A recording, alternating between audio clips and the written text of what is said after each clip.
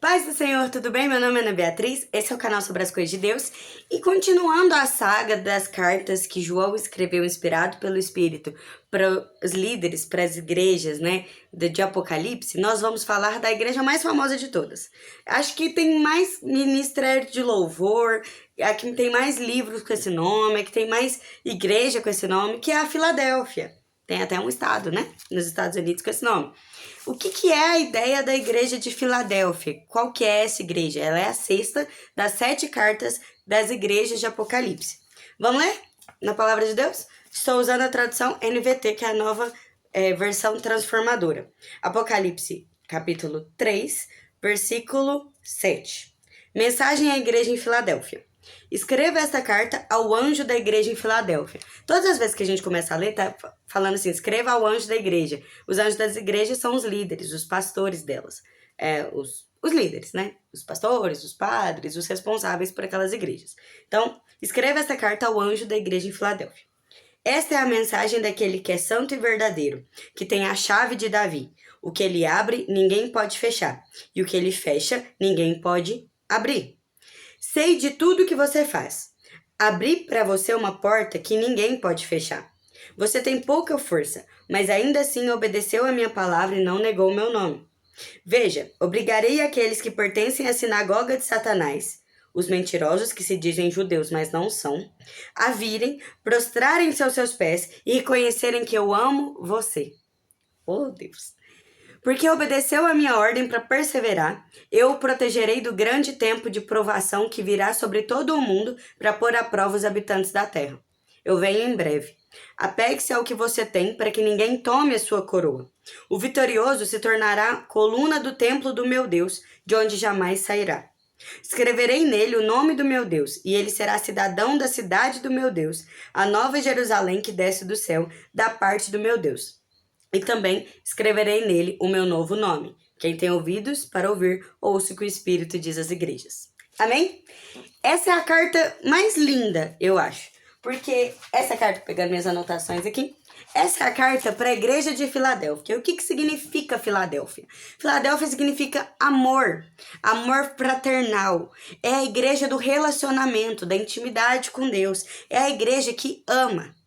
E não obstante, é a igreja que Deus falou, que eu amo você. Olha isso, Deus falando que ama essa igreja. E mais do que isso, a igreja de Filadélfia é a igreja do relacionamento. Quando a gente fala de Filadélfia, a igreja de Filadélfia, quem é essa igreja? É a igreja que não tem tantos poderes políticos, que não é tão grande, que não é tão tradicional. É muito mais as pequenas igrejas que vivem intimidade com o nome de Deus e com o poder de Deus e com a palavra de Deus, que se relacionam com Deus, que saíram só da tradição, que saíram só da lei, que saíram só do comportamento e passaram a se relacionar com Deus. Então, quem é a Igreja Filadélfia? São as igrejas que se relacionam em amor com Deus, que têm intimidade com o Espírito Santo. Essas são as igrejas de Filadélfia, e são essas igrejas que nós temos que querer ser. Então, se você for escolher uma igreja para você ser, escolha Filadélfia, que é uma igreja onde o seu povo, a noiva, ama a Deus, ama Jesus, ama o Espírito Santo e se relaciona com ele. Não é só de aparência, não é pela lei, não é por merecimento, é relacionamento, é intimidade. Amém? Entendendo isso, vamos lá estudar essa igreja então de Filadélfia e ver o que essa carta diz para nós naqueles 3 pontos que eu estou sempre trazendo em todos os vídeos, em todas as igrejas. Primeira coisa, só 2 igrejas que Deus não repreendeu na carta, ou seja, que ele não danou, que ele não apontou um defeito. Filadélfia e Esmirna. Então, das 7 igrejas, só Filadélfia e Esmirna que Deus não danou, sabe? Que Deus não apontou um problema, um defeito. Não foram repreendidas nesse sentido. Então, o que as 2 têm em comum? As 2 têm o problema com o falso judeu, as 2 são igrejas provadas e as 2 são igrejas que receberão coroas. Então, elas têm 3 coisas em comum aí nas 2 cartas. São igrejas que lidam com a ideia do falso judeu, são igrejas que são provadas e são igrejas que têm coroa, ok? Esmirna e Filadélfia. Nessas 7 igrejas que a gente está estudando, da Tiatira para frente, já são igrejas que a gente considera que vão estar na Terra quando Jesus voltar. Por quê? Porque de Tiatira para frente, todas as cartas falam de alguma maneira sobre a volta de Jesus. Então, quando fala da estrela da manhã, fala que vai vir como um ladrão, e essa da Filadélfia fala da grande tribulação, que é aquele trecho que a gente leu que fala assim, quando vier o juízo sobre todas as pessoas da terra. Isso é a grande tribulação. Isso é o dia do Senhor. Isso é quando vai ter a guerra que a gente brinca que as pragas do Egito foram só o spoiler, o trailer do que vai ser a grande tribulação. Vai ser um tempo de dor, de juízo, de justiça, de tristeza e sofrimento na terra. E o que Deus está falando para a igreja de Filadélfia? Que eles não vão passar por isso. Basicamente, Filadélfia é a igreja que vai ser arrebatada. Entendendo que, assim como nos dias de Noé, e Mateus fala que vai ser como nos dias de Noé, assim como nos dias de Noé, tinha tudo acontecendo de terrível na humanidade. Tava todo mundo deturpado. Sodoma e Gomorra tava perdendo.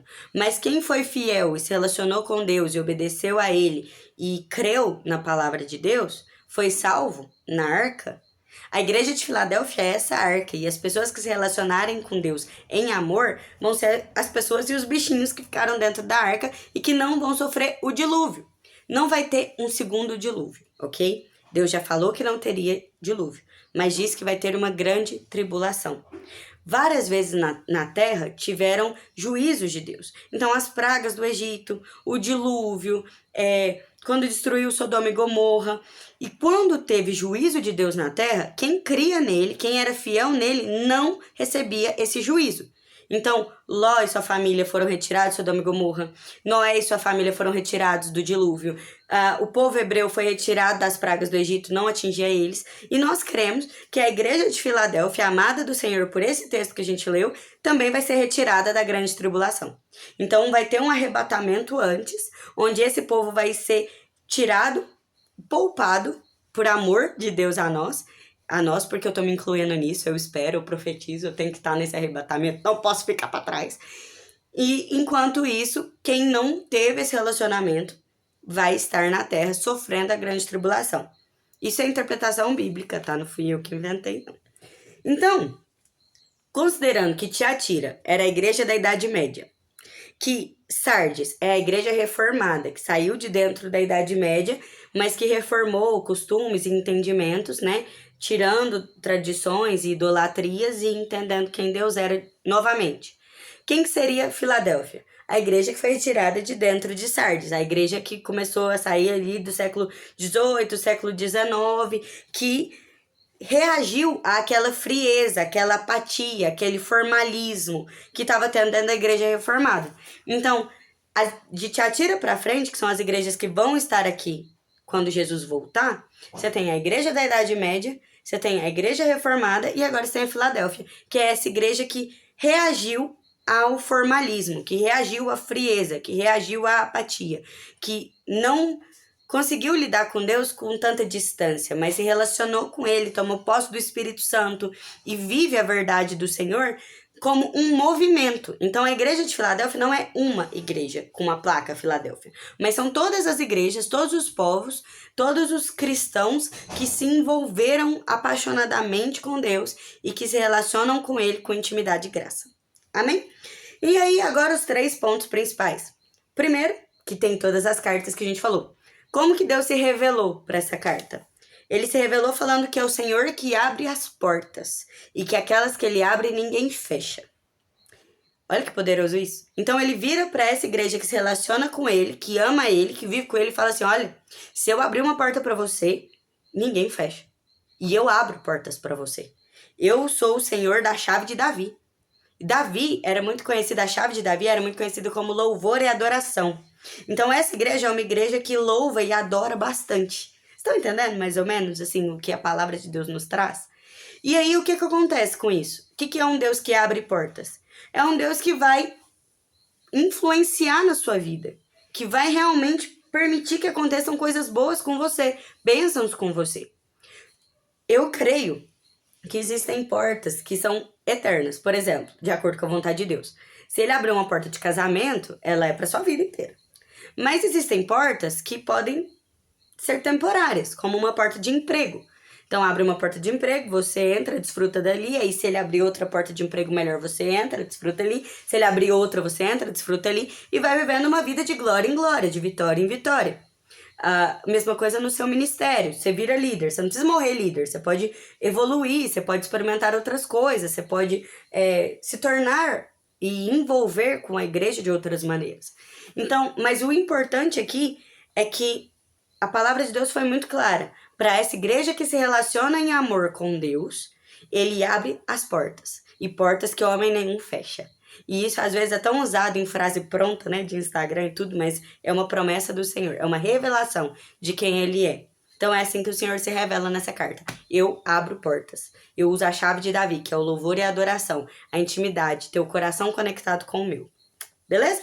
Segundo ponto seria a mensagem que ele dá para a igreja. E a mensagem que ele dá para a igreja, ali mais ou menos no versículo 10, é exatamente o fato de que é um povo que vai ser arrebatado. É a noiva escolhida. São aqueles que vão ser guardados da grande tribulação, guardados do problema, guardados do dia do furor. Então é o povo do arrebatamento. Essa é a mensagem que ele traz. Ele deixa muito claro que é uma igreja que tem pouca força. Por quê? Porque essas igrejas, falando de uma forma geral, não tem apoio político, não tem país por trás, não tem um governo bancando. São movimentos de pessoas dentro de pequenos ou grandes ministérios, mas são pessoas que não têm apoios grandiosos, riquíssimos, não são instituições enormes.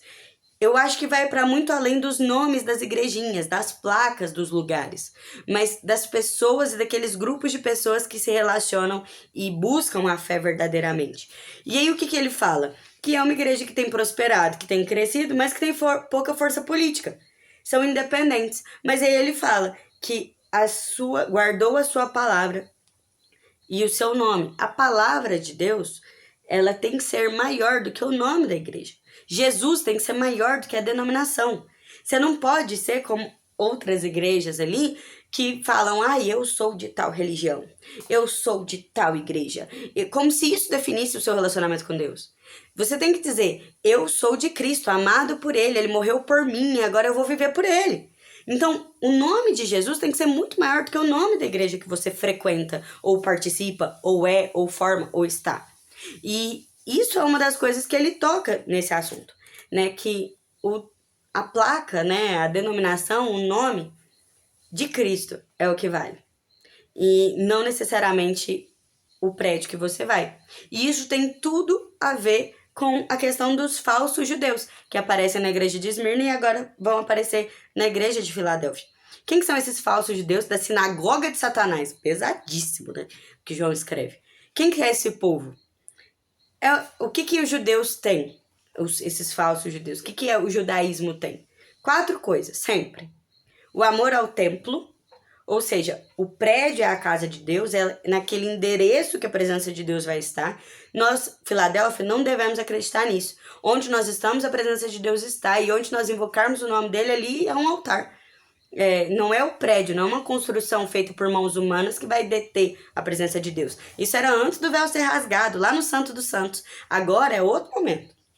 A outra coisa que os judeus têm é a lei, o amor aos mandamentos, né, da lei de Moisés, e fazer por merecer, e se eu sou perfeito, então Deus vai me abençoar. Só que a gente já sabe que não tem como ser perfeito, que a graça do Senhor cumpriu a lei e aumentou ela, de maneira que ao invés de você ser perfeito, você deixa Cristo perfeito viver por você. Então, você não tem mais esse amor e esse contrato de lei, mas uma vida de relacionamento com Cristo e através do Espírito Santo, você cumpre pela graça as coisas que o Senhor determinou. Outra coisa que os judeus fazem é a questão do sacerdote.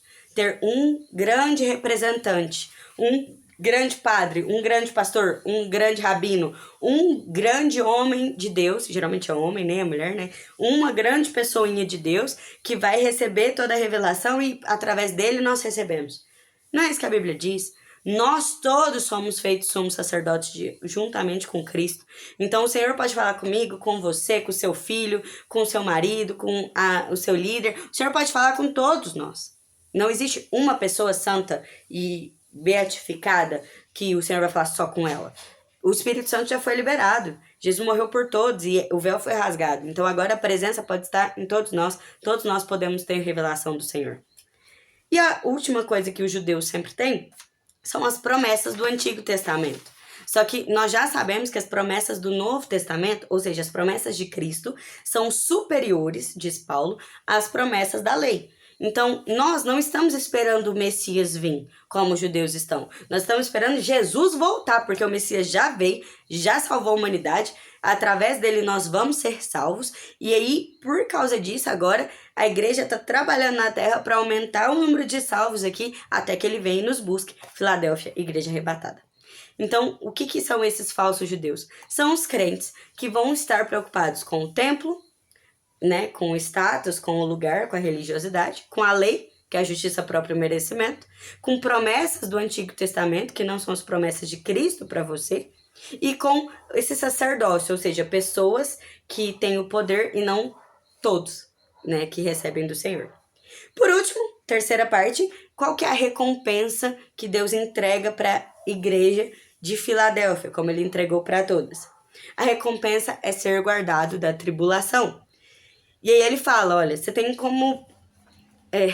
basicamente o que você tem é palavra e testemunho, então não perca a sua coroa. Coroa não é salvação. Salvo, todo mundo que acreditou em Cristo está. Coroa tem a ver com recompensa, tem a ver com galardão, que aponta para o reino de Deus. Então, salvo, quem crer em Cristo no seu nome, será salvo.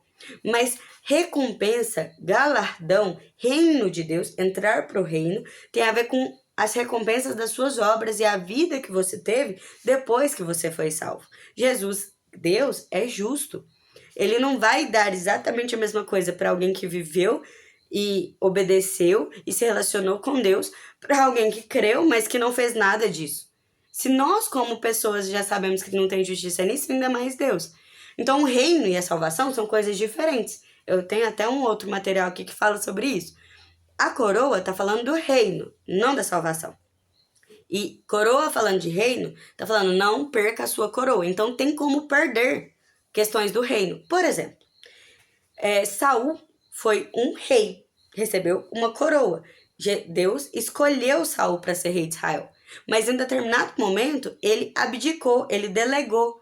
Ele falou, eu não vou matar esse Golias, eu sou rei, Deus está comigo, mas eu não dou conta. Então vem cá, Davi, você e mata. Ele entregou a bênção que era dele para outra pessoa. A recompensa, a vitória daquela luta era dele. Ele era ungido do Senhor. Mas ele entregou para outra pessoa, porque ele teve liberdade para isso. E você também tem. Nós não podemos entregar as nossas lutas para outras pessoas ganharem as vitórias que eram nossas. Nós não devemos perder as nossas coroas. Não importa como você começou, importa como você vai terminar. Por exemplo, Jacó. Jacó era enganador, manipulador, mentiroso. Mas no fim da história dele, ele era um homem de Deus. Agora, Salomão era um rei rico, sábio, incrível, que temia a Deus no começo. Mas no fim da história, ele se desviou e adorou aos deuses das 700 mulheres que ele se relacionou. Então, ficou completamente fora dos propósitos de Deus para ele. E ele até escreve em Eclesiastes falando, corri atrás do vento a minha vida inteira. Eu estava buscando prazeres e algo que, na verdade, eu já tinha. Então, o que eu tô querendo te dizer? Que nessa carta para Filadélfia, Deus é muito claro, não perca a sua coroa, segura a sua nobreza, vive de acordo com quem é filho do rei mesmo. Aproveita do reino, tenha as suas obras guardadas para que você seja coluna. E ele fala coluna. O que é coluna? Coluna é sustentação, coluna é um lugar de honra, coluna gera ornamento, é um lugar de resistência. Coluna sustenta, coluna é forte. Coluna é algo que mostra honra mesmo. E é isso que ele diz no final aqui, quando a gente leu. Vou até ler de novo. Venho em breve, apegue-se ao que você tem, para que ninguém tome a sua coroa. Então o que você tem? Palavra, testemunho, vida com Deus, se apegue a isso, para que ninguém tome a sua coroa. O vitorioso se tornará a coluna do templo do meu Deus, de onde jamais sairá. Escreverei nele o nome do meu Deus, e ele será cidadão da cidade de meu Deus, a nova Jerusalém que desce do céu. Olha o reino de Jesus aí, o milênio, o tempo que Jesus vai reinar. Nova Jerusalém. E também escreverei nele o meu novo nome. Quem tem ouvidos para ouvir, ouça. Amém? Eu espero que você tenha gostado e tenha entendido um pouco, né, dessa análise da igreja de Filadélfia. Tem muito mais para falar, mas aí daria horas aqui. E o meu ponto principal é trazer quem seria essa igreja e esses 3 pontos. Como que Deus se revela, qual é a mensagem e qual a recompensa. Seremos todos igreja de Filadélfia e seremos todos arrebatados em nome de Jesus. Que o Senhor te favoreça.